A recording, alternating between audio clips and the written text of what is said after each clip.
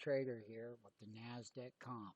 You heard what I said. The NASDAQ comp, we had the big sell-off. We told everyone not to buy the highs. We said to wait for pullbacks. We came down. We hit a major support level.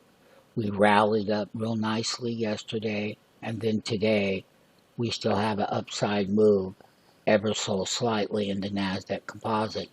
We do have a moving average convergence divergent MACD sell signal on the daily chart. And you can see what happens when you go down and you get the sell signal. That's how January first week of trading started. Now, with the second week, we start with the Monday breakout, and then we have a continuation of a breakout. Resistance is 15,000.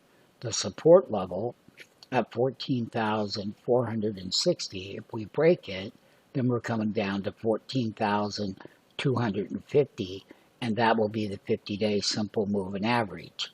So when we go up, we still have that sell signal. This is not a buy signal on a daily chart.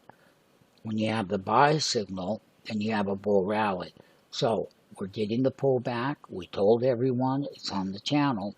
So once again, we've got a counter rally that started on Friday, and then Monday and Tuesday, we're going to go up and we're going to fill that gap in.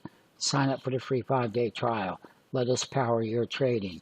2024 bull market is here, but bull markets have big pullbacks, and that's why we're telling you there is more downside coming in the NASDAQ comp.